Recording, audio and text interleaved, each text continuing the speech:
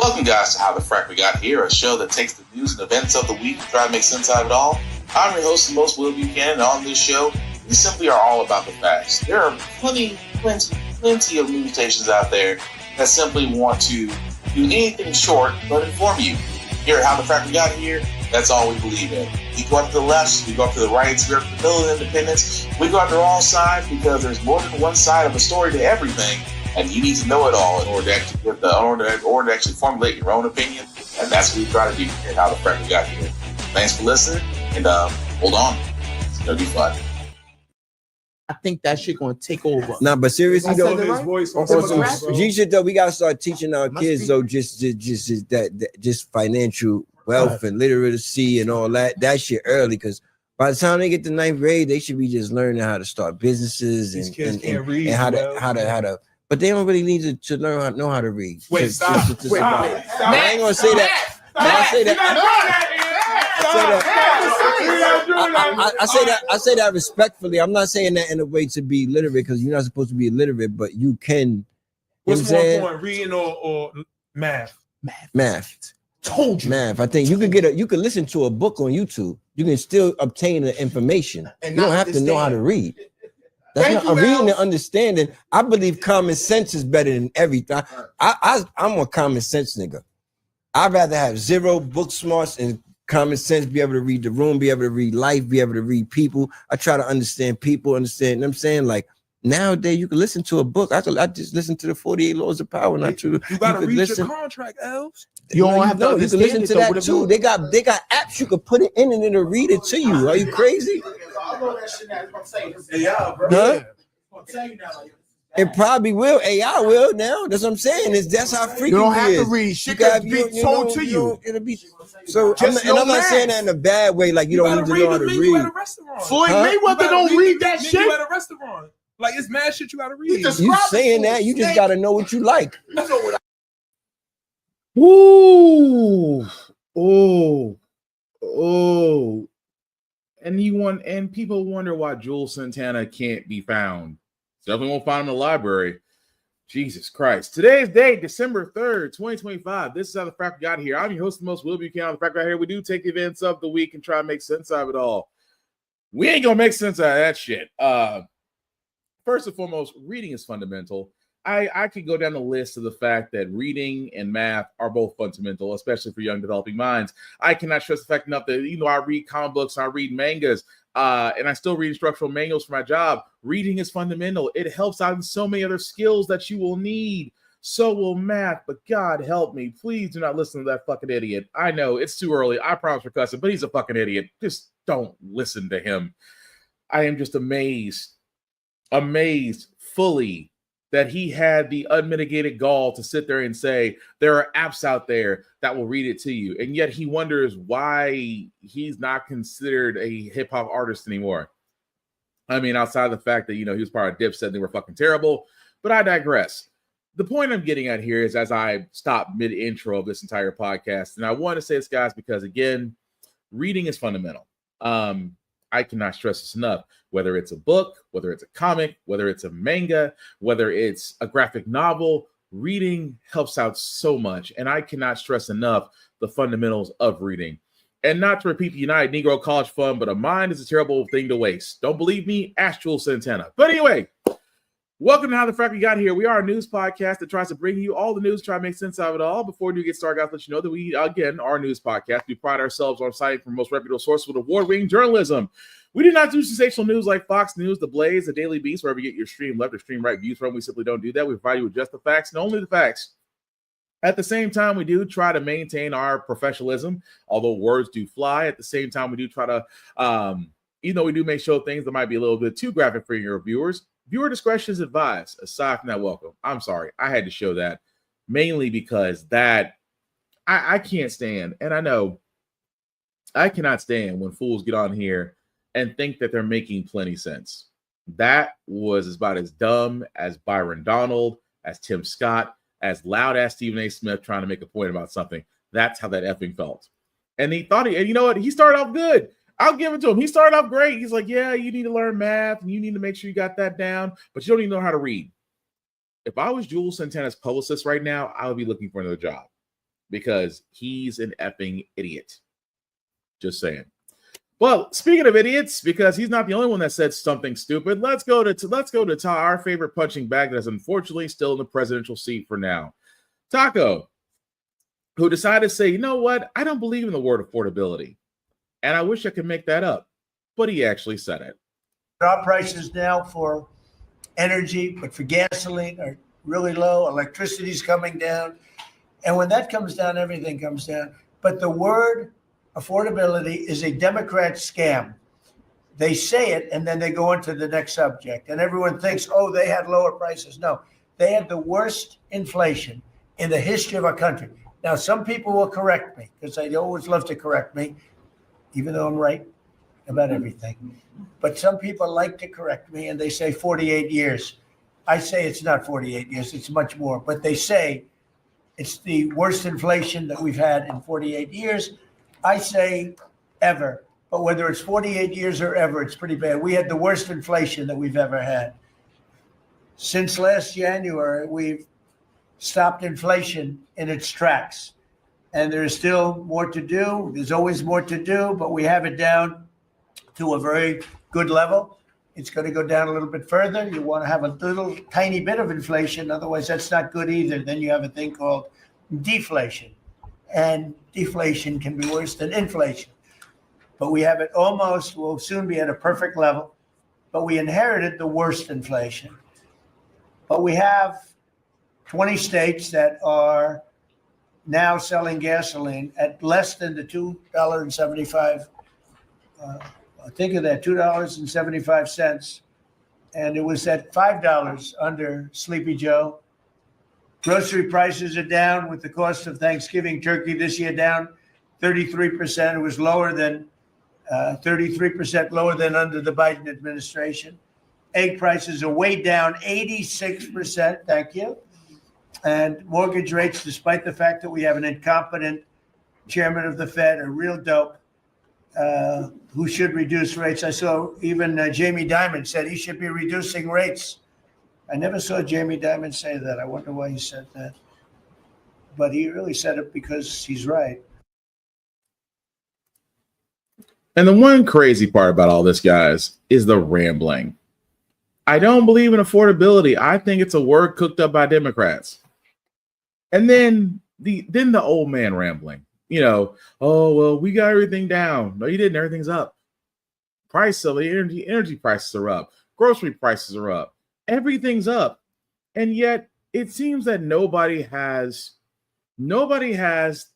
or doesn't want to correct him. And that's the one thing I don't like. And I get for journalists, you got to choose your words because he'll try to kick you out of the press room. He's tried that before, lost the case, had to get back credentials because the press have a right to interview the president. But what's so crazy about this, guys, is just that he believes affordability is a scam. He believes affordability is a scam. Are you effing kidding? And even more so, he's going this whole thing of, well, that guy at the Fed. Oh, you mean Jerome Powell? The leader at the Federal Reserve? The guy that you couldn't stand because he corrected you on live television about how much it would cost to basically put in that big-ass ballroom that you demolished the East Wing of the White House for? The same guy that stood there and said, oh, yeah, you don't got the numbers right about the budget. Or the fact that you hounded him in the typical bullying sense that to get him to cut Federal Reserve rates. And then you found out, no, that didn't happen the way you thought it was going to happen. And yet now you don't want to mention him by name. But you want to go on this whole thing of, well, the Democrats are all these hoax. I said, man, it must be amazing to be inside of Taco's head. And it's 2000, and it's honestly 2008 all over again. It must be amazing in his head to where he could sit there and spout off things and not be corrected. It must be freaking amazing. But you know what else is amazing that Taco gets is that they're bombing people. Him and his defense secretary, never sober Pete Hegseth, are out here bombing people, bombing supposed drug boats. Bombing supposed drug boats. Sorry, I said bolts. Boats. At the same time, giving next to nothing an explanation for it, even when he's been heard and Hegseth's been heard. Take them out. And here's what Hegseth says when pressed about that very same thing. As you would, as any leader would want, you want to own that responsibility. So I said, I'm going to be the one to make the call after getting all the information and make sure it's the right strike. That was September 2nd. There's a lot of intelligence that goes into that, building that case and understanding that, a lot of people providing information. I watched that first strike live. As you can imagine, at the Department of War, we got a lot of things to do. So I didn't stick around for the hour and 2 hours, whatever, where all the sensitive site exploitation digitally occurs. So I moved on to my next meeting. A couple of hours later, I learned that that commander had made which he had the complete authority to do. And by the way, Admiral Bradley made the correct decision to ultimately sink the boat and eliminate the threat. He sunk the boat, and eliminated the threat. And it was the right call. We have his back, and the American people are safer because narco terrorists know you can't bring drugs through the water and eventually on land if necessary to the American people. We will eliminate that threat, and we're proud to do it. So you didn't see any survivors, to be clear, after that first strike? I did not personally see survivors, but I stand, because the thing was on fire. It was exploded and fire and smoke. You can't see anything. You got digital. This is called the fog of war. Now, the first couple of strikes, as you. I just want to stop something right there. Basically, because he's trying to say the fog of war. Really? That's what you're going with? That, hey, I wasn't here long enough because I had another meeting to go to, but I'm going to trust they got the strikes right. Keep in mind, they haven't produced any evidence, and this is not new. They have been bombing supposed drug cartel boats for a while now and have yet to produce any evidence, any whatsoever, that these drug cartels are actually moving in these boats, because they still believe in the war on drugs. We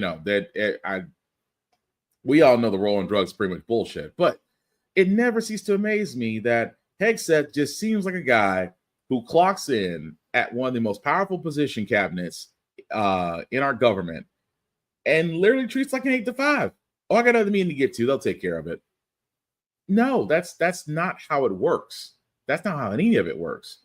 But that's not the only thing, because Taco is now going after former armed services, Senator Mark Kelly, because he sat there and said what most armed forces people should know: not to follow unlawful orders. I wish I could make this up. Arizona Democrat accusing Hegseth and President Trump of trying to intimidate him as he faces a potential court-martial. The Pentagon says it is reviewing Senator Kelly after his comments in a social media video addressed to military members, urging troops to refuse any, quote, illegal orders. Here's Senator Kelly a short time ago. It's a dangerous moment for the United States of America when the president and his loyalists use every lever of power to silence United States senators for speaking up. We want to bring in ABC News senior national policy reporter Ann Flatterdy and ABC's Christian Cordero in Washington with more. Ann, let's start with you. So what are the Navy's guidelines on firing on survivors, and what is the latest on the situation in Venezuela? Yeah, so this issue is not. So I'll stop it right there, because that basically goes into what we just covered with the fact of Venezuela now in the crosshairs of Trump and the S countries that he loves, but we'll get to that momentarily. But yeah, all he sat there and said was, you don't have to follow illegal orders. That's part of the military code. All armed service members, and if you are watching this podcast, please correct me if I'm wrong. I am more than certain this is actually ingrained in the armed service members. You do not have to follow illegal orders. And of course, Hegseth, who's never sober, and Taco, believe they're dictators, believe that everybody should, above all else, should just follow their orders and be fine. Where, again, they're trying to court-martial him, which I think is kind of laughable. You're trying to court-martial a guy that probably knows the military code better than you, and certainly better than Taco. But you're getting on him because he's telling other people, you do not have to follow illegal orders.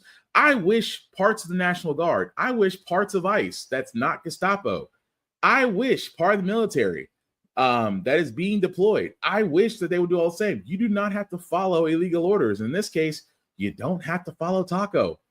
or the defense department, or Secretary of Defense. I refuse to call him Secretary of War. Secretary of War sounds like somebody that likes to play Call of Duty and just wanted the title because they couldn't get it in the game. That's all I'm saying. Completely crazy. Really and truly completely crazy. But here's also what's crazy. I never thought in 2025 we will be talking about piracy, recording labels, and whether or not you might get internet police. I know, seems weird, right? But here's a story. $10 case over online piracy today. The case could determine whether internet providers can be held financially liable if they fail to cut internet access to accounts suspected of piracy. But the company at the center of it all says the ruling could lead to entire communities losing internet based only on accusations. ABC senior Washington reporter Devin Dwyer has the details. Devin?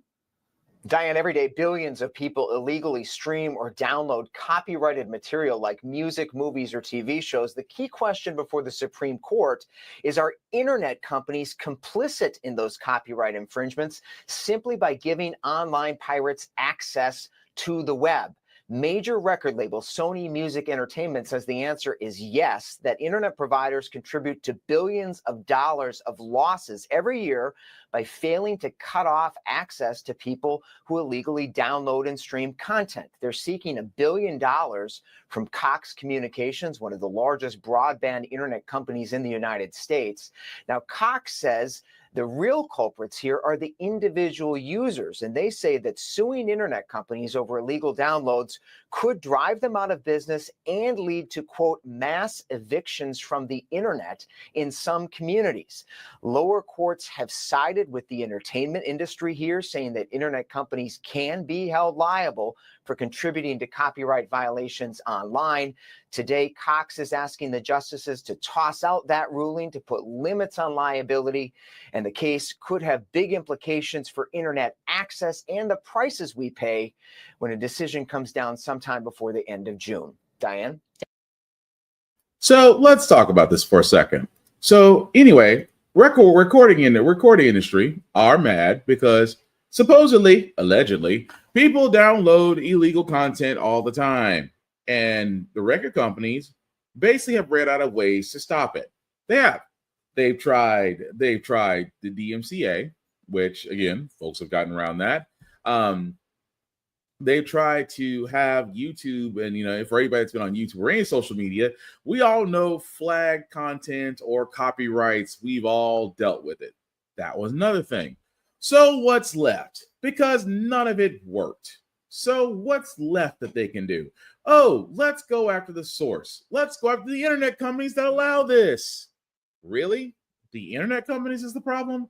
I mean, don't get me wrong. I don't like Xfinity as much as the next person, but they're the only game in town.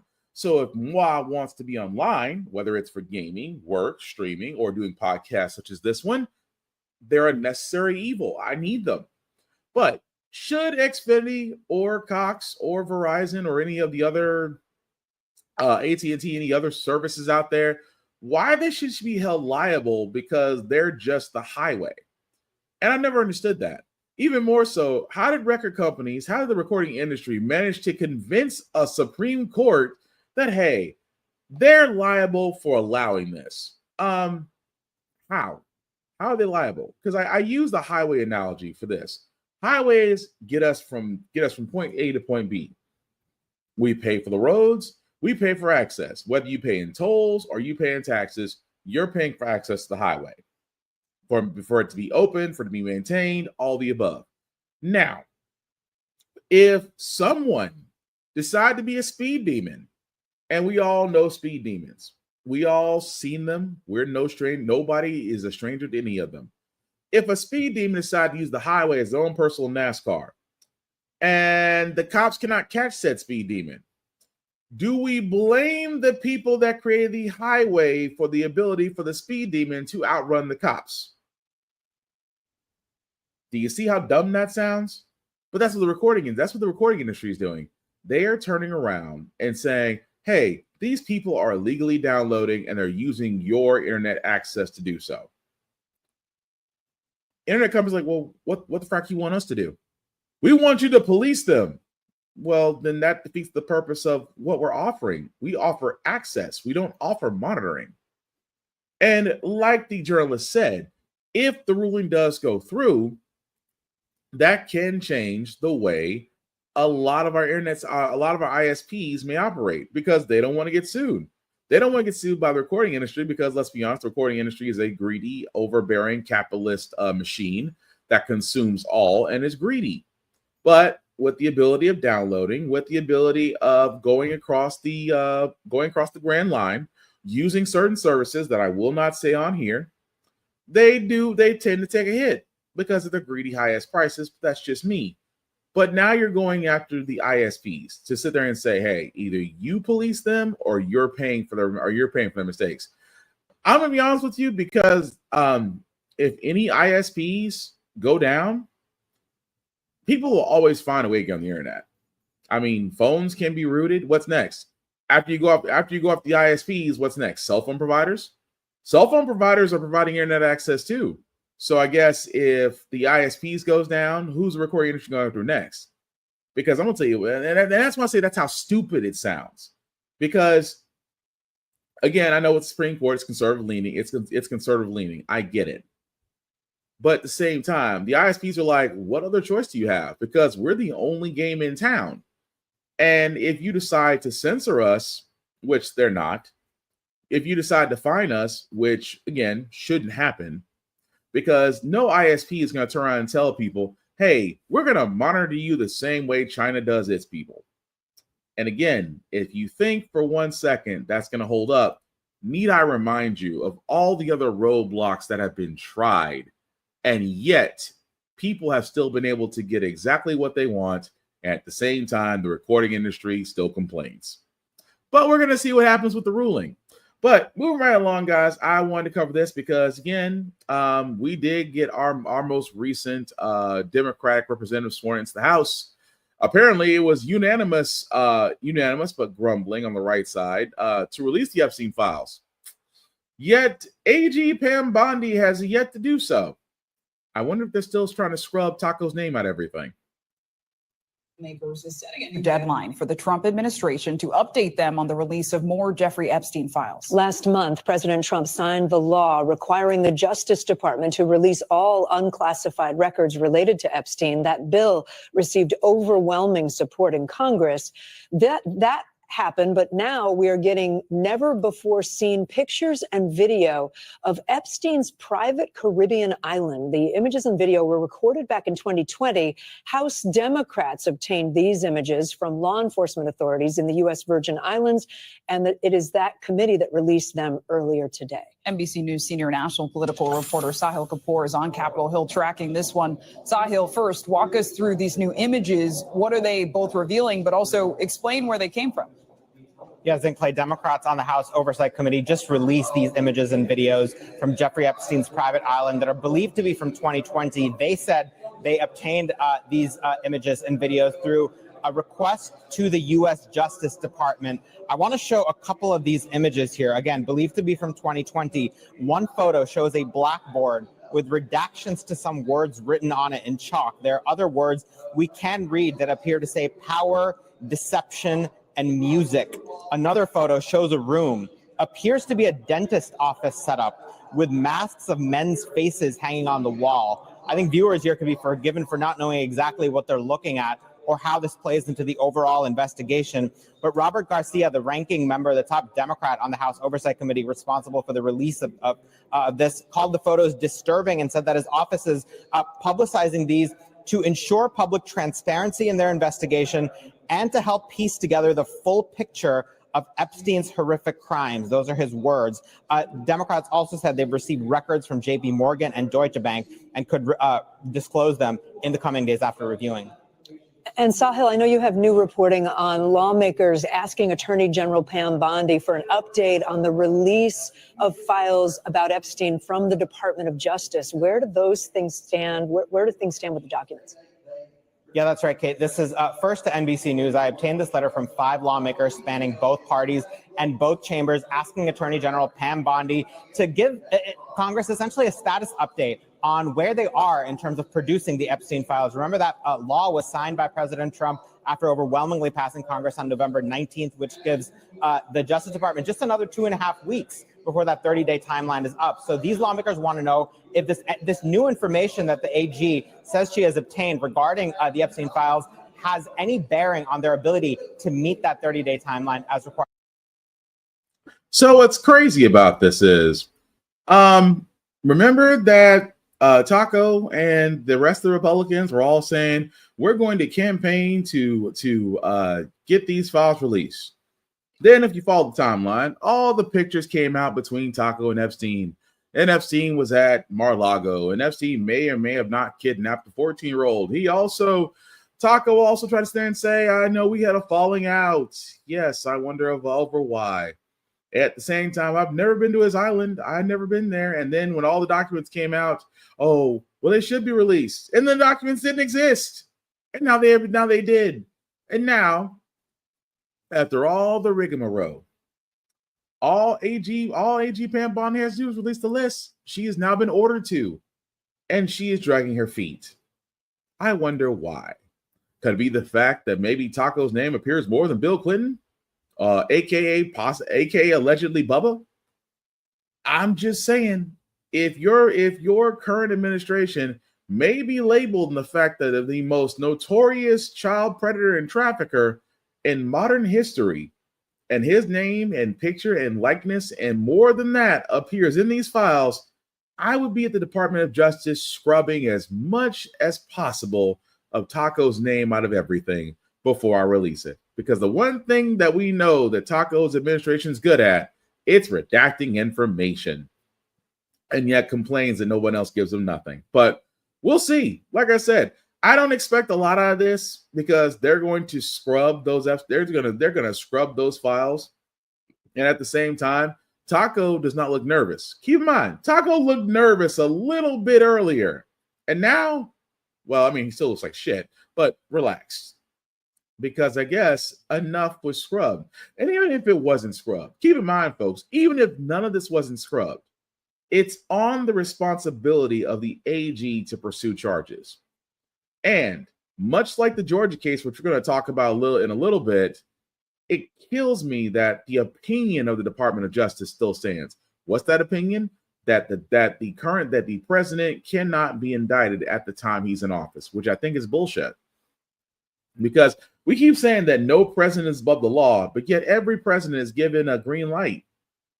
If you commit war crimes, you should be held accountable. If you've committed things that have harmed or injured or even unalive people, you should be held accountable. It should not matter if your office is at 1600 Pennsylvania Avenue or if it's right down the street. You should be held accountable regardless if you are the president or not. And I hate the fact the Department of Justice still has a standing opinion because William Barr held it, Jeff Sessions held it, and now Pam Bondi's going to hold it. Because trust and believe, we can sit there and say how horrible these Epstein files are. Watch, no action on her part comes from this when it comes to Taco. But I bet if old Bill had the same, I bet if old Bubba had the same rap sheet that Taco does in the Epstein files, best believe she'd be knocking on his door in Arkansas. That's all I'm saying. But moving right along, guys, we got to cover the story because this is funny as hell. Not really funny, but it is fun. Not really funny because, again, 2 National Guard members lost their life because one person opened fire on them.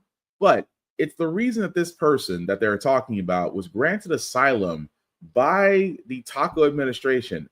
And again, now Taco wants to put a pause on immigration. I wonder why. Immigration after that deadly ambush in D.C. In a social media post, the president now threatening to ban people from what he has called third world countries. He's vowing to deport anyone who is, quote, incapable of loving our country or non-compatible with Western civilization. On top of that, Trump directed a U.S. immigration agency to conduct a sweeping review of people with green cards from so-called countries of concern. This all comes on the heels of that D.C. shooting on Wednesday that killed one National Guard troop and severely injured another. Officials say the suspected gunman was an Afghan national who worked with U.S. forces during the war in Afghanistan. NBC News Chief Justice and National Affairs correspondent Kelly O'Donnell joins me now from West Palm Beach, Florida, where the president is spending his holiday weekend. So, Kelly, which countries are on this list that the president is targeting with these new policies? And it's one thing to say it, but another to actually carry it out. Tell us what you know so far. Good afternoon, Vicki. This is a case where the administration has identified what they consider to be 19 countries of concern when it comes to this immigration issue. And they are from places around the globe. Certainly Afghanistan is within that group, and the president has already said he wants a broader review of all the Afghans who came into the country under the Biden administration. But it goes beyond that. You have Iran, you have Cuba, you have Venezuela, you have other countries around the globe where there have been hostilities with the United States.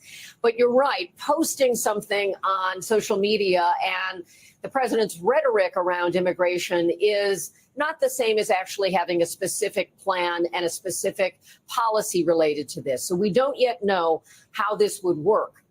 The green cards, of course, require check-in with federal authorities. And so the United States is in touch with people who possess a green card, and what kinds of scrutiny they will undergo with this, we don't yet know. But those green card holders from those countries could expect some additional screening or questions from the representatives of the Immigration Service. So that's where we start with this, the president responding to the shooting in D.C. of the guardsmen and the fact that the suspect in that is an Afghan national who was awarded asylum and came into the country through the Biden-era program and then approved for that asylum once the Trump administration was underway. And the White House says that that was something they could not prevent because of the requirements under the Biden program. That's why there's some pressure being put on the former administration, criticism rather, on the former administration.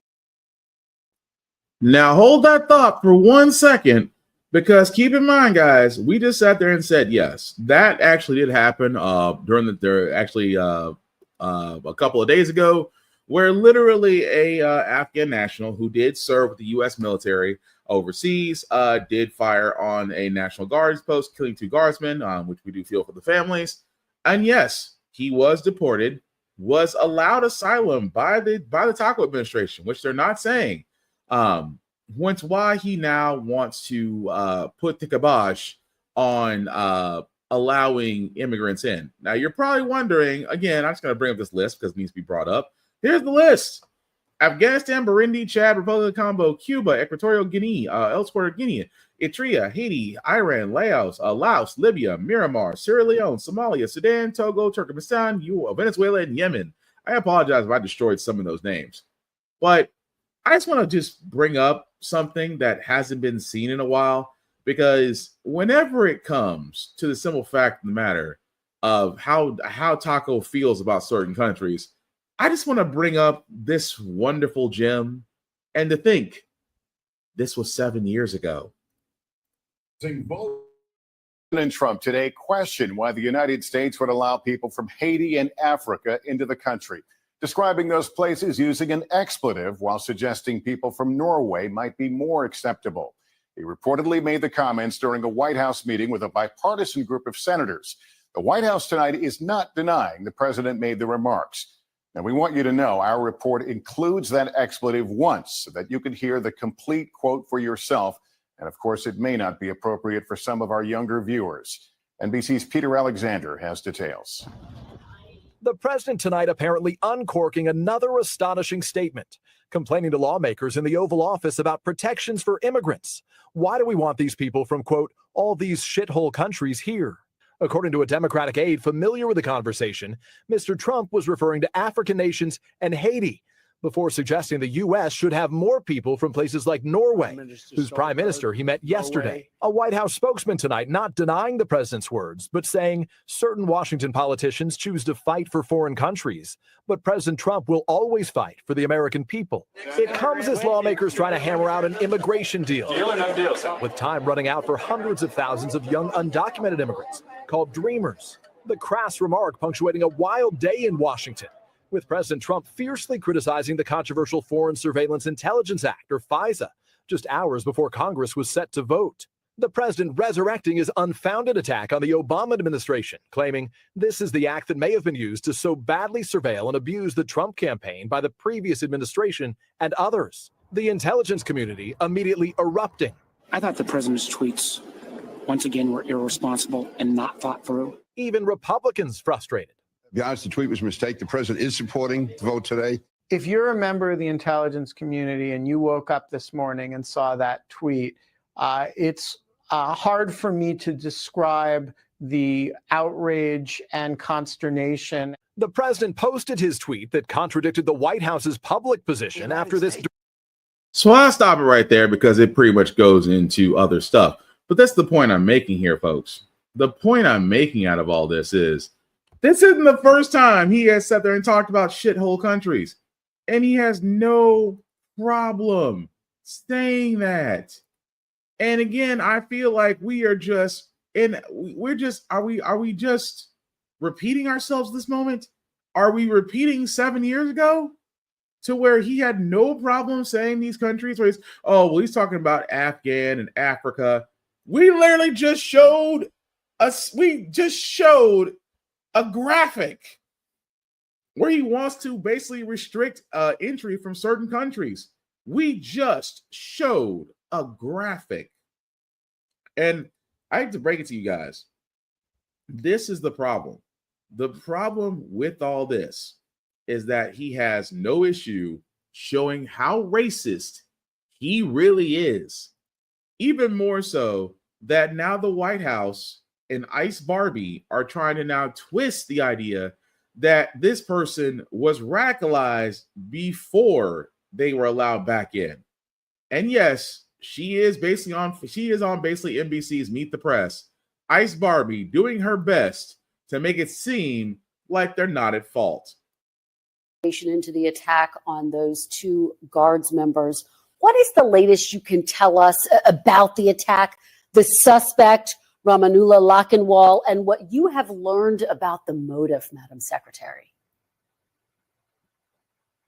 Well, we know that this individual came into the country under Operation Allies Welcome and during the Biden administration and that disastrous withdrawal that we all watched unfold in 2021. He's been in this country and was in the Washington state area. We do know that we're talking to his contacts and going through information, continuing to gather that as we go forward, but we're going to use every tool at our disposal to bring him to justice and make him pay for what he has done, not just to America, but how he's devastated these families and taken the life of one of our soldiers and devastatingly injured another one that we're still praying for each and every day. My heart goes out to Andrew and Sarah's families. I can't imagine what they're going through. And President Trump is absolutely dedicated to making sure that he's bringing this individual to justice, and anyone that he would have talked to, anyone that he knows that would have known about this plan and this attack, he will absolutely bring in, and there will be consequences and they will pay.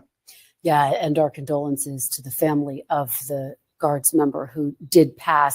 I do want to go back to this question, Madam Secretary. Do you know what the motive was at this point? Do you believe the suspect acted alone? You know, we're still going through all of that information, and I'll let the FBI and DOJ reveal new information. But I will say we believe he was radicalized since he's been here in this country. We do believe it was through connections in his home community and state, and we're going to continue to talk to those who interacted with him, who were his family members, to talk to them. So far, we've had some participation, but anyone who has information on this needs to know that we will be coming after you and we will bring you to justice. We absolutely will persecute you because we do know that we will never allow this to continue to happen in our country. Allow individuals who came to our country that were unvetted by Joe Biden, allowed to run free and loose. We are going to bring them to justice and make sure that they're returned out of this country if they aren't here for the purposes of being an American. I want to follow up with you. I mean, you say something. Ladies and gentlemen, the art of saying everything and nothing at the same time.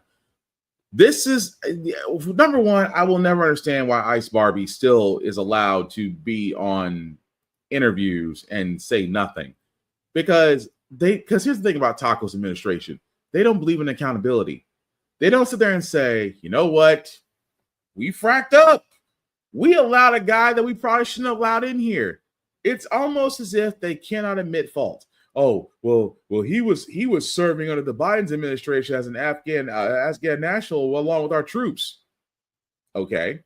Well, we granted him asylum, but he was already in that mindset. What is it about the Taco administration and accountability that they dodge it more than an NBA player during a child support case? I will never understand it. Why? Just admit that you guys fracked up. There's no fault in the fact you fracked up. Just admit that you fracked up. But at the same time, Taco does what he does best. I've done nothing wrong. I've done nothing wrong. It's the black guy. It's Sleepy Joe Biden. It's the Democrats. It's never me. It's never me. I've never made a mistake. I've been perfect. I've been perfect. That's how he freaking sounds. And at the same time, he in another news bit is saying, I might have to keep going with Obamacare. How do you, and again, MAGA people, how do you feel about this?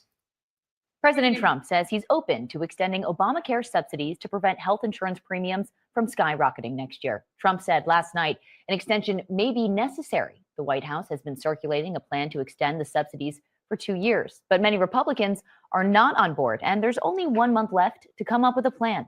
The Trump administration has announced lower prices for 15 prescription drugs used by millions of Americans, including Ozempic. The cuts are being made through the Medicare price negotiation program. The move is expected to reduce Medicare spending on those drugs by more than 40%. And also, I love the fact that he sat there and said, may be necessary. Oh, because your concept or lack thereof of a plan, because you wanted to remove the ACA, you wanted to kill Obamacare, you wanted to gut Medicare and Medicaid, you want to remove people off Medicare and Medicaid, you wanted to pull people off SNAP, and did not think for 1 second that all of this house of cards may fall in on each other. But I think we might have to extend the black guy's health plan. I think we might have to do it. And at the same time, I just wonder, for all you MAGA fans out there, how do y'all freaking feel? Y'all gotta be feeling like, because it's amazing. Not only, number one, you will vote against your own effing interests. You will shoot yourself in the foot, reload, and then wonder how you got a gunshot wound. But not realizing that you do know if his big, beautiful bill does go into place, a lot of you will lose your health care. The reddest states are the biggest welfare states when it comes to SNAP benefits, Medicare, and Medicaid plans and payments. Not the blue states, the red states. Tennessee, Kentucky, Mississippi, Georgia, Alabama, Florida, North Carolina, South Carolina, you all benefit. Texas, Oklahoma, you all benefit. And imagine what happens when those same constituents cry out and say, but what happened to my Medicare? What happened to my Medicaid? What happened? Yeah, bye. You voted for your own downfall. And trust me, that is coming. It really is. But you know a name that we haven't said in a while? ICE, Gestapo. Where are they now? Well, unfortunately, their next stops are Minneapolis and New Orleans. Raids are taking place in Louisiana and Minnesota today. The Department of Homeland Security says it is targeting, quote, criminal illegal aliens in New Orleans. In the Twin Cities, senior law enforcement officials confirmed ICE agents are on the ground for an apparent large-scale operation that may include the arrest of some Somalis who are allegedly in violation of the law. Now, the raids come after President Trump blasted Somalians in that state during a cabinet meeting yesterday. Take a listen. I want them in our country, I'll be honest with you. Okay? Somebody say, oh, that's not politically correct. I don't care. I don't want them in our country. NBC News senior Homeland Security correspondent Julia Ainsley joins us now. Julia, tell us about these latest ICE operations and why the administration chose to send agents to the Twin Cities to focus on the Somali community. Well, Vicky, you just showed there how President Trump has been focused on Minneapolis and in particular the Somali community. Now, Minneapolis and St. Paul, the Twin City area, has the largest population of Somalis living inside the United States. Many of them are naturalized U.S. citizens, but ICE says that some of them are in violation of immigration law. And so when they conduct this operation there, they may be picking up more people who are Somali than not when they conduct this raid. That is already happening. It began this morning. We're waiting to get more details on who they arrest and the numbers, and we'll be reporting those soon. But of course, this follows those remarks from President Trump and from Secretary of Homeland Security, Kristi Noem, because they have been accusing the Somali community in Minneapolis of fraud. There was an investigation from DHS that looked into whether or not Somalis in Minneapolis had been accused of Medicare fraud, of SNAP fraud, and other benefit fraud. And they said that about half of those had committed fraud while on visas inside the United States. So this is where that began. And of course, now it's ending with this operation in Minneapolis. But a senior law enforcement official says that Somalis are not the only ones who will be targeted in this operation. Julia, what do we know about the operation that's happening right now in New Orleans? Well, this is being done by a different agency. This is Border Patrol, which, of course, typically is in charge of enforcing the borders of the United States. But 1,500 of those have been pulled inside to do operations that we've seen in places like Los Angeles, Chicago, most recently Charlotte. Now they're going to New Orleans. There are about 250 Border Patrol agents who just today began operations in that city. What's different about this operation, though, Vicky, is it's not as widespread as we saw in those previous cities. They're specifically targeting immigrants who were arrested, held in jail locally inside New Orleans, and then were released. This is in violation of what ICE would like to see local police departments do. They want those people, if they're undocumented immigrants, to be handed over to ICE after they've served their time. But because New Orleans is a sanctuary city, they're being released without ICE being notified. And so those are the people we understand Border Patrol will be targeting in this operation. And we'll stay tuned to see if they go beyond that scope. But for now, that's their focus. Julia Ansley, I still find it funny that literally and figuratively, law enforcement that ICE, Gestapo still believe that law enforcement is going to be on their side. I find that amazingly funny because, look, I am no fan of law enforcement. I'll be the first one to say it. I am no fan of law enforcement. But at the same time, they're sitting there saying this ain't got shit to do with us. If you want to go after people, that's on you. That's what law enforcement, that's what they're saying. They're pretty much saying, if you guys want to go after them, be our freaking guest. We're not going to freaking help you. And this is the one time I'll stand and say, all right, cops, I can go with you on this. But this is this Gestapo world tour. Keep in mind, he's not going after the red states. Oh, no, he's going after sanctuary cities, Minneapolis, New Orleans, saying that they're going after specific targets. Oh, how racially profiling. But then again, hey, the Supreme Court basically gave you the green light to racially profile, so we really shouldn't be surprised about that. At the same time, the whole catch and release thing, like, well, we're only going after those that have been in jail and then been released. So you are intentionally saying we're going to go after those supposedly in jail that have been in jail and now been released. No, you're not. This is the reason why the Gestapo and ICE, this is why I don't feel bad for federal officers that work for ICE. This is why I don't feel bad for federal officers that work for the Department of Homeland Security that literally go out and harass individuals that are simply making a living. You have families literally hiding, kids that have not been to school, people have not been to their jobs. They have to hide out of fear that the Gestapo would find them and just yank them, because we've seen it happen. We've seen it happen at grocery stores. We've seen it happen at hardware stores. We've seen it happen at schools, at graduations, things of that nature. The Gestapo ICE does not give one frack of pulling someone if they deem them illegal. We've also seen ICE get run out of cities.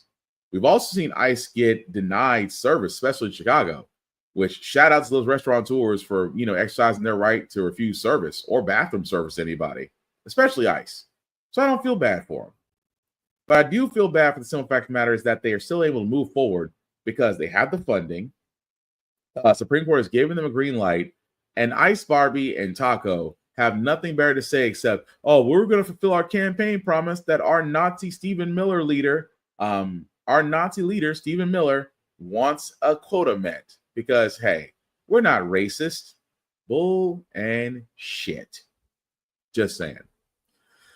But some other quick news before we get to our wrap up, guys. If Taco's not draining the swamp, oh no, he's refilling it. Why?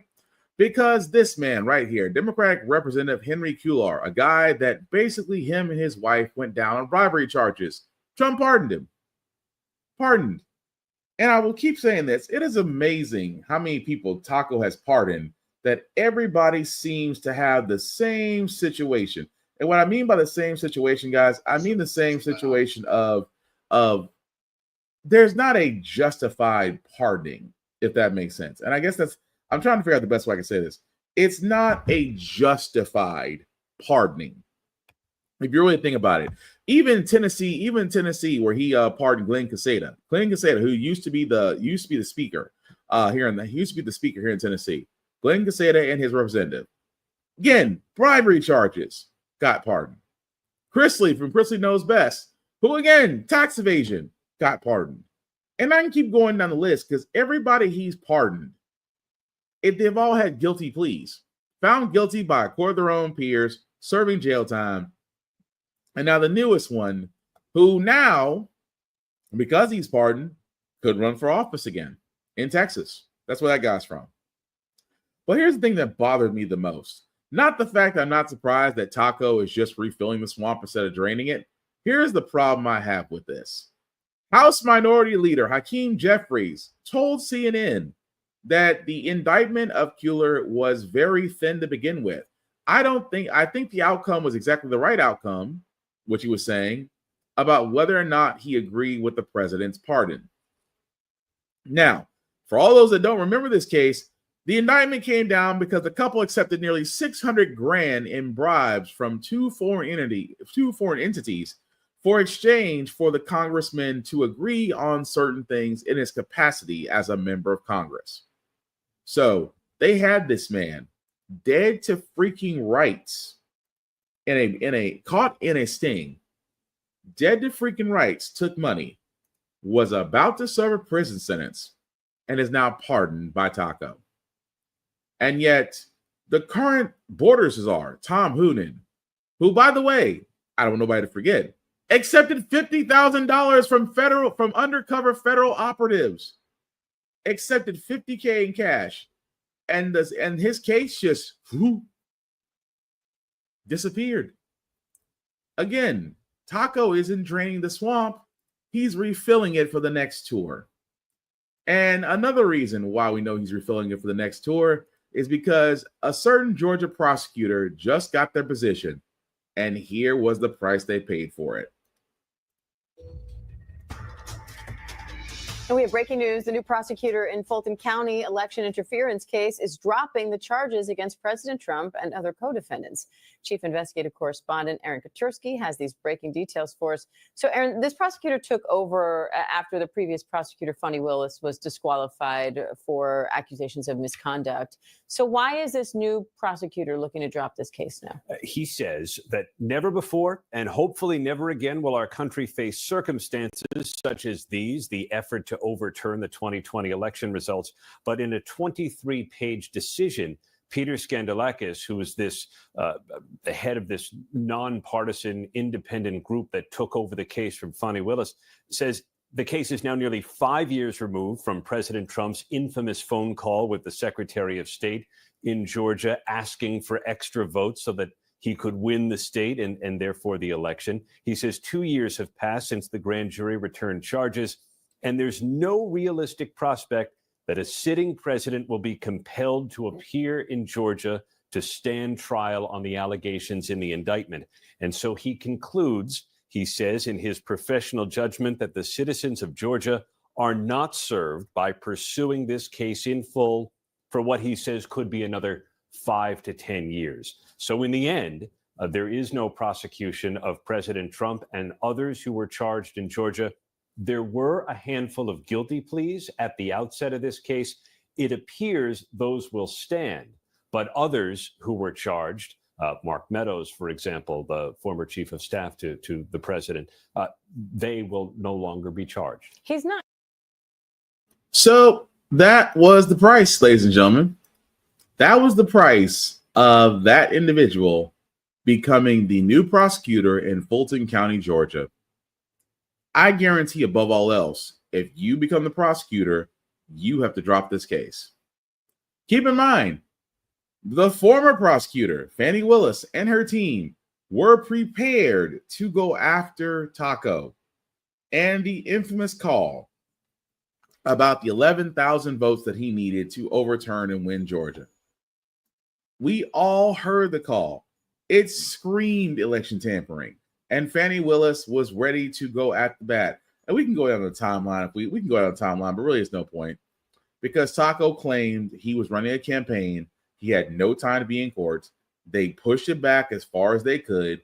Then he became president. Then in the middle of him becoming president, then Fani Willis had her own scandals, which Trump tried to point out that, hey, she had a imperfect relationship with a prosecutor on her team. That got cleared out. Trump became president, and when he became president again, it's like all his court cases are washed away. And what happened? Oh, use his influence to get Fani Willis removed. Even though she appealed, they stuck with the appeal. The appeal did not go through. At the same time, a new prosecutor was selected, and just like I called it, they were going to drop the case. Again, election interference would have probably been the case that if Fani Willis was able to go through with it, if she was able to prosecute Trump like we will do anybody else, he would not be president right now. He'd be behind bars. He would be. But I keep saying you want to know why people have such a hard time believing that the president cannot be held accountable? It's because of shit like this.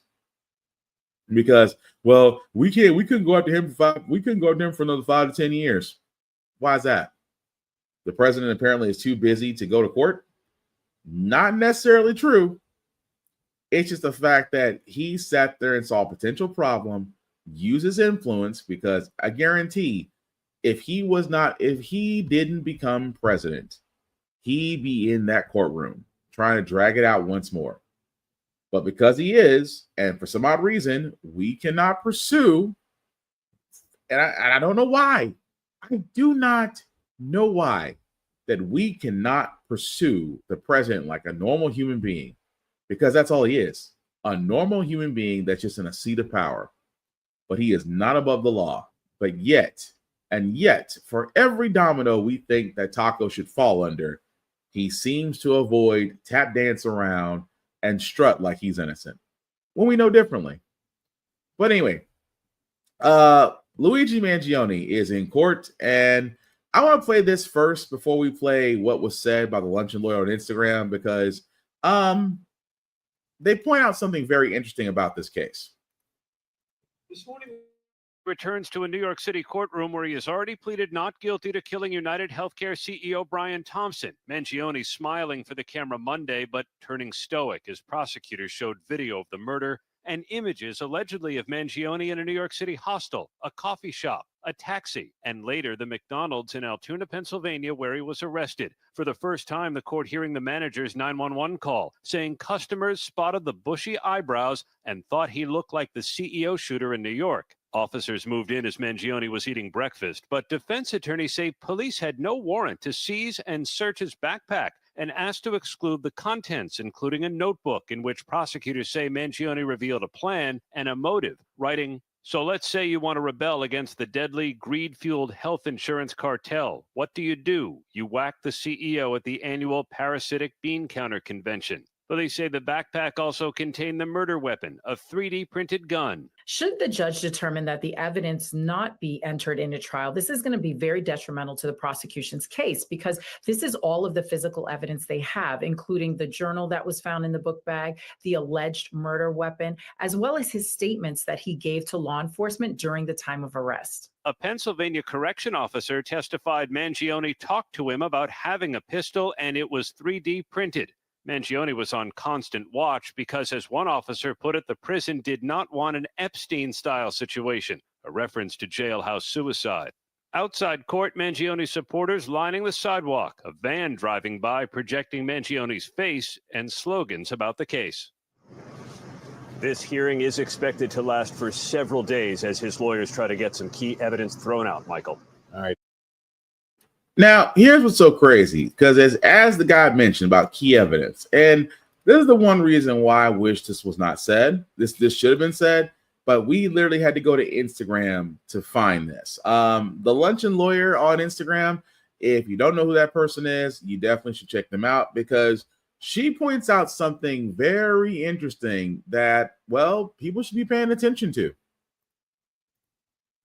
Mangione is back in court this morning with his lawyers trying to get key evidence thrown out, and if they succeed, the prosecution is in trouble. Quick recap. Luigi is suspected of unaliving United Healthcare CEO Brian Thompson. Police officers received a tip that the suspect was at the McDonald's, and to the McDonald's they went. His lawyers say police pulled up to that McDonald's already convinced that Luigi Mangione was guilty, 100% sure of his guilt. So they walk in and they start interrogating him off rip. And as you can see in this photo, he's cornered. So the police get in there, they start asking, what are you doing in New York? Give me your ID. If you give me a fake name and a fake ID, you know you can get in trouble, right? They stand him up. They place him in cuffs. He is not free to leave. Then one officer gets the bright idea to reach for the backpack. The officer opens it and searches the backpack. Mind you, at this point, no Miranda warnings, no search warrants, no nothing. Inside that backpack, the officer finds a gun and a journal. The journal is important because prosecutors are now claiming that this contains confessions and motives for why Luigi Mangione would target the healthcare CEO. And suddenly, when that officer finds that weapon in there, they start scrambling because that officer knows that she has to come up with some justification for searching that bag without a search warrant. So the officer says, oh, I'm checking to make sure that there are no bombs in here. Oh, so now you're a bomb expert. Then why didn't you call the bomb squad? What experience and training do you have spotting and disassembling bombs, especially if the bomb is hidden? That's new. So the officer, in my opinion, knew she was wrong because according to the legal filings, another officer on the scene says we probably need a search warrant for that. Yeah, whoever that officer is, y'all probably should have listened to him because clearly he was the one with common sense. But instead of getting a search warrant, the police take the bag back to the precincts and continue going through it. 7 hours later. 7 hours later, they finally get a search warrant to search the book bag that they already searched and know full well what's inside. I've seen several seasons of Suits, and I don't think that's how this works. So his lawyers, Luigi Mangione's lawyers, are arguing that the gun, the bag, and the journal at the very minimum needs to be thrown out because the officers violated his constitutional rights. Honestly, this makes no sense. It is not that difficult to get a search warrant, particularly in a case like this, a national case. It probably would have taken them 30, 45 minutes. But because they did not do that, the whole prosecution is shaky. If that evidence is kicked out, the gun, the book bag, the journal, the alleged murder weapon is gone, the bag is gone, and the journal that prosecutors say is basically a confession is gone. And then all of the strongest evidence linking Luigi Mangione to the crime disappears, making the case a whole lot harder to prove. I'll keep you updated on what the judge says. Crazy, isn't it? Crazy. And yet, I don't see ABC, NBC, CBS News pointing this out. And maybe I could be wrong. I'm not glued to the news stations 24/7, even though I do watch a lot of news. I've yet to see anybody from there point that out. Because ABC hinted at it. I'm sorry, not ABC. NBC hinted at it for a second, saying, well, they're trying to get key evidence thrown out. Well, what's the key evidence? Oh, well, his book bag that they searched without a search warrant. I'm not a lawyer.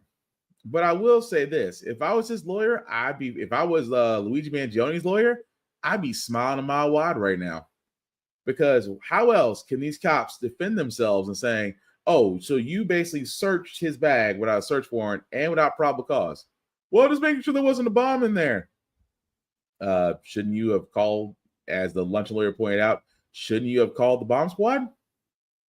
And then 7 hours that you've had his information, 7 hours that you had his possessions, and then a search warrant pops up. Again, I'm very curious about this case because, no matter how you feel about it, yes, this person did go to extremes and take in unaliving a CEO of a healthcare company. Although that same CEO was pushing forward an AI program that was automatically denying claims by the second. But it doesn't justify why that person should be taken off the board. But let's also be honest here. I still sat there and said, for everybody that has a negative story about healthcare, you're going to find it very hard to find a group of sympathetic people that believe that what he did was wrong. Very hard pressed. But we'll see, because if the judge does throw out those key pieces of evidence, prosecution's going to have a hard time trying to get their second-degree murder charge. Just saying. But move right along, guys. The last story that we do got does come from Tennessee, unfortunately, because we did have a special election for a representative seat. Unfortunately, for us that do believe that Tennessee may finally get out of the red, unfortunately, Tennesseans have sat there and decided, no, we're gonna stay. We're gonna stay with the red, and blue is bad. And I wish I could make that up. And breaking news right now is a winner has been selected in Tennessee's 7th Congressional District. Republican nominee Matt Van Epps has won and will take over the seat that former Representative Mike Green resigned from back in July. Let's bring in NBC News Chief Data Analyst Steve Kornacki, who's been at the big board all night. So, Steve, break down how Van Epps pulled off this victory here. Yeah, Gotti, really interesting. I think one of the things we've seen, as you can see, about 3/4 of the vote is in right now. Matt Van Epps, the Republican, leading by 8 points, about a 10,000 vote margin over Afton Bain. You know, what's interesting about this district is there's a big Democratic area right here. It's the city of Nashville, or it's part of the city of Nashville. And you know what? Afton Bain, the Democrat, did really well here. We're still waiting. There's more votes to come in from there. But this is a massive margin for Bain here. She won. She's leading by 65 points in Davidson County. She got very high turnout in Davidson County. So that was a very encouraging sign for her. But what has happened as this map has filled in tonight is we have seen in rural Republican areas, in more swingy areas, and critically, I think, in the suburbs, the well-to-do suburbs of Williamson County, immediately south of Nashville, I think Van Epps exceeded expectations, and I think he did it with a flood of late interest in this race. One of the things, Gotti, that we've been tracking as these results came in tonight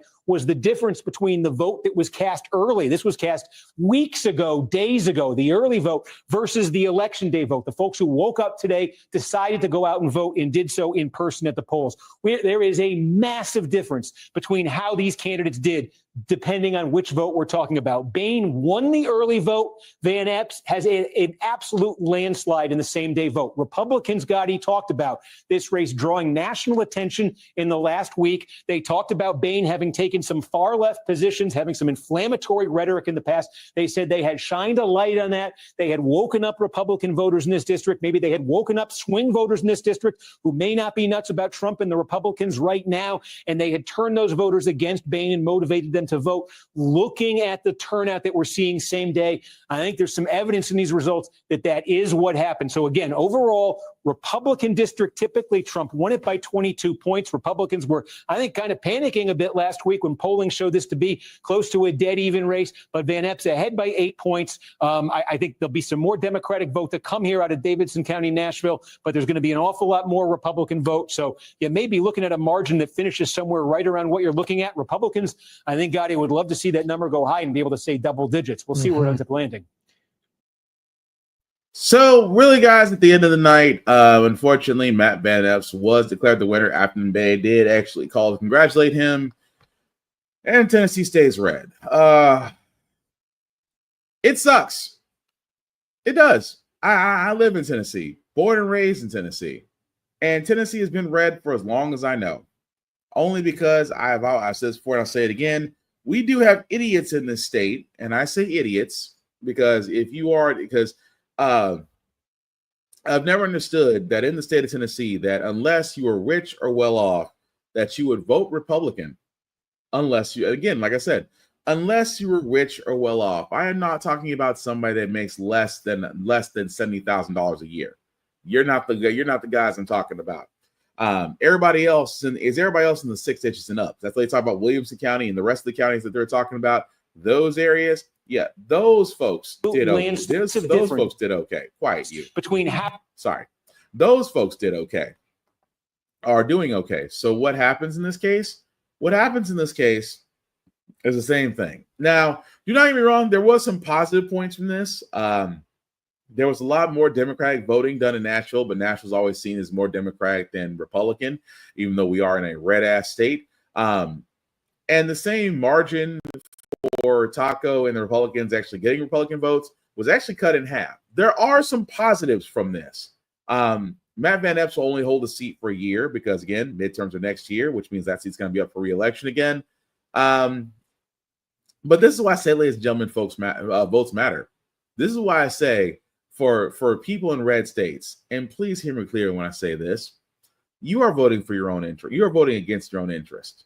The same folks that, that tell you on Fox News that red is good and blue is bad are pretty much allowing you to shoot yourselves in the foot. I have heard you MAGA, Trump, conservatives all the time.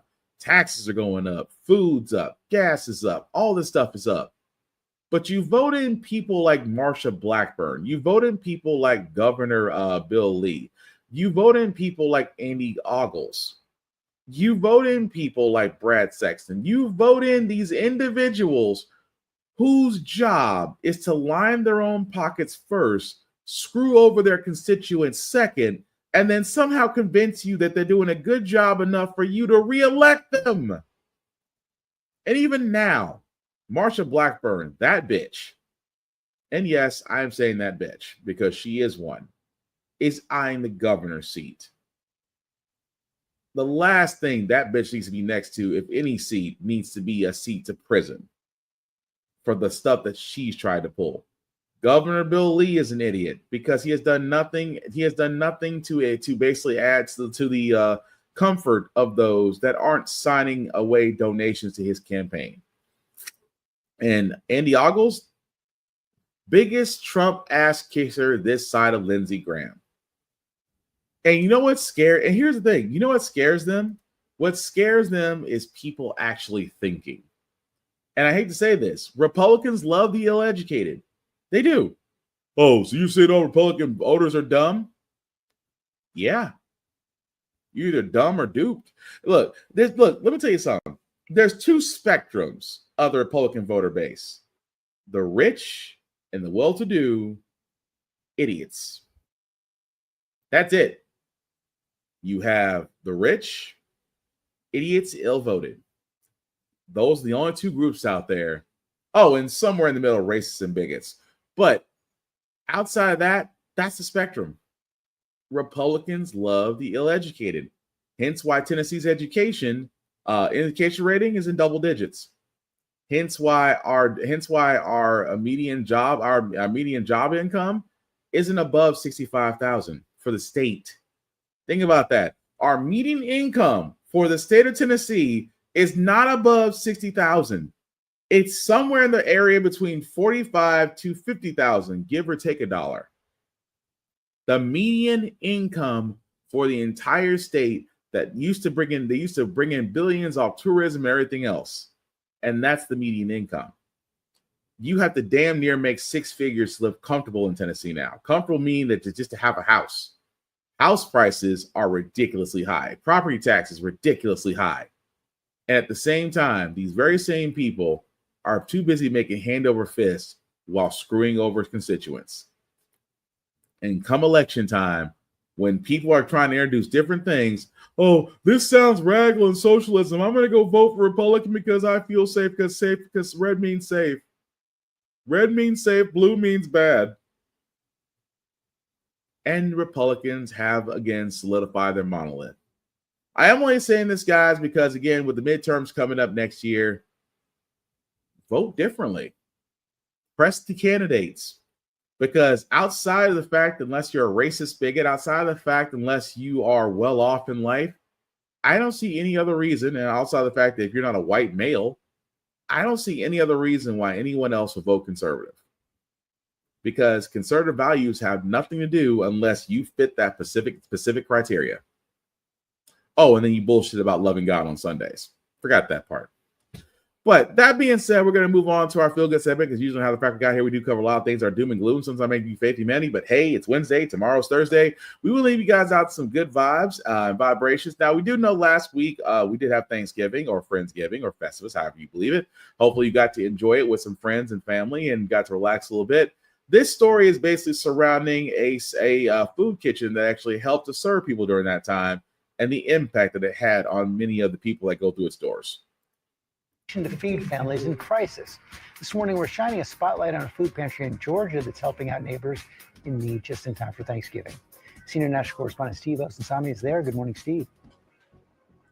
Good morning to you, George. We are shining the spotlight, as you say, on Must Ministries, north of Atlanta in Marietta, Georgia, where on a normal day, they serve hundreds of families and feed many, many families with 4 tons of food a day. The big item this morning is going to be the young turkeys. They have hundreds of people who are waiting outside right now. They told us they had an event last weekend where they served 50% more families than normal.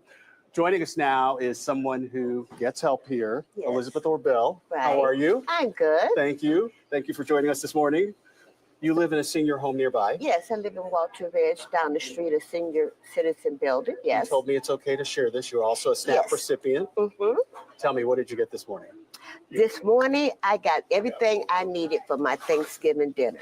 I got dressing, I got cranberry sauce, I got vegetables, I got a big turkey. And how important is this for you? This is very important to me because with the SNAP benefits being shut down, I didn't know how I was going to be able to do a Thanksgiving dinner, but now I am able thanks to Must Ministry. And you share food. Oh, yes. In fact, I told some of the people that live in my building to come down today, and we take our food and we put it together to make sure nobody goes hungry. Okay. Thank you. Thank you for joining us this morning. We really appreciate it. Thank you. Wish you a happy Thanksgiving. All right. Same to you. Joining us now is someone who I've known for some bit, Steve. Fred Blankenship. This is the man. He is the morning anchor at WSB here in Atlanta, one of the greatest stations in the country. Our affiliate station, we've known each other for a number of years. Your station is doing something great, though, this morning. You know, Steve, the gap is there, right? People need the help. So we wanted to fill that gap. So with the help of the United Way Greater Atlanta, WSB TV got together, thanks to you, raised over $150,000. And what that means, that's 550,000 meals to people in need. $25 helps a child for a week. $50 helps a family get through a crisis. $100 restocks the shelves. $250. I get loud when the numbers go up, Steve. Changes somebody's world. Making a difference. Making a difference? Hey, thank all you. the time. It's always good to Appreciate see you. Thank you very much. Really appreciate you Amen. and WSB. If you would like to help, you can go to a QR code at the bottom of your screen or visit our website for more information. Back to you guys. Thank Craig for us. He is Yeah. fantastic. He is. I've followed him for many, many years. I'm surprised he didn't dance because usually he's always dancing on social. But what he was saying, the impact it can have is so vital. Steve, thank you for being. I always love the fact when I see 2 black men greet each other on television. It's always funny, especially they know each other like my man. It's like the Obama skit from Key and Peele, if you ever seen it. It's like you can tell when we know each other. It's like it's more than just a modified handshake and high five. But again, just love to see it. But yeah, with that being said, guys, again, I know Thanksgiving is past, and of course, Mariah Carey has unthawed by now. But look, just if you have and I will say this as I'm wrapping up. If you have the ability to help or give, please do so. Please don't break yourself trying to help somebody else, and then you have 2 people stuck. If you have the ability to give, whether it's food, whether it's donations, whether it's just your time, volunteering somewhere, if you have the ability to make an impact, please do so, because that's what we need in the world right now. We certainly can't depend on Taco and them to help us out. But that's going to do it for this podcast, guys. Thank you all for watching, for liking, for letting people know this is live. I certainly appreciate that. Shameless plugging as usual before we do get out of here, guys. Shout out to APR TV. Why? Because, well, How the Frack can be seen on APR TV? It is an app on the Roku channel store or Amazon Fire TV app, along with other shows that show there as well. Please definitely check them out. You will not be disappointed. Also, Blurred Station, again, a place that's for us, by us, with content that you would love to see and you definitely should see. Movies, television, anime, you name it, it's there. BlurredStation.com where you can find it. $10.99 a month to stream on Blurred Station, and Blurred Station can stream on all smart devices. Please check that out. Also, check us out, How the Frack We Got Here, on YouTube at How the Frack We Got Here. Literally, if you type in How the Frack We Got Here, that pops up along with my mug on multiple ones. Like, share, subscribe, hit that notification button, guys, so that way you'll know when we go live. Simply put, guys, we cannot do any of this without your support. So we definitely do appreciate hearing how the Frack We Got Here. Definitely make sure to keep us connected. Not only can we find on Facebook, but YouTube, TikTok, Instagram. Like us, follow us everywhere. We would certainly appreciate it. My other show, the Get Bit Podcast, every Friday at 8:30-ish, where we talk about video games, anime, cartoons, things of that nature. You can definitely find us there, guys. Also on YouTube at the GB Podcast. Like, share, and subscribe as we go live every Friday. We are returning back from our Thanksgiving vacation week off. Hopefully this Friday with news that you can use. As for myself, guys, you can find me, Black_Spartan615. That's my personal social page. You can like and follow me there. You can talk to me too. Just don't make it weird. I want to start blocking people, have to start doing that. Also, like I said before, mental health is important. I cannot stress this enough in the cosplay community that we did lose one of our own because of cyberbullying and things of that nature. Guys, I cannot stress this enough. You are needed. You do matter. You are needed for this wonderful song of life to add your verse to it. So there are plenty of areas out there. There is the 998 suicide line number if you do need that. There's people to talk to. Again, you are not alone, especially during holiday season where it can be rough for some. Please reach out. And also, if you got friends, check on them, whether they're your small friends, your strong friends. Check on them, make sure they're doing all right, because that's what we need to do more in this world. Also, don't doom scroll. I know Taco makes your head hurt. He makes my head hurt along with these Republicans every goddamn day. But do something that makes you happy. Do something that brings you peace. Get off the phones. Go out. Go enjoy outside. I'm loving outside because it's freaking cold. I am a winter person because of this.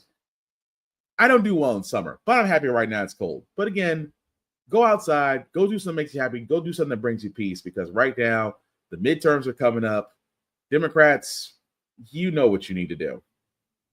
You are the only other game in town. You have smart, progressive women to lead the charge. I am not saying anything to Hakeem Jeffries, although I really wish he would shut the frack up. I am saying to Nancy Pelosi, as she's on her way out, thank you for your service. I am also saying to Chuck Schumer, it's time that you step down and let the women lead. That's how you save democracy. Because women, they've always saved democracy, especially Black women. Shout out to them. But the last thing I'll say about how the Frack We Got Here, it's all about staying informed. We are not trying to reinvent the wheel, guys. We are simply giving you all the information, allow you to make up your own mind, but we do provide a logical step that goes along with it. We do better as society once we're informed. We're progressive. We move forward. We try to right the wrongs from our past, making decisions now that we should have done back then. Like electing our first Black woman to the Supreme Court, electing our first Black woman as the Federal Reserve Governor, and hopefully one day electing our first Black woman we call Madam President. All great things. When we don't learn from history, we are doomed to repeat these things. That's what we keep asking ourselves. Why does everything go about our paycheck? Why are we electing different politicians but still the same old game in Congress? And most importantly, how the Frack We Got Here. Thank you all for watching, guys. Please take care of yourselves, each other, and I promise we will all get through this. Live long and prosper, guys. Peace.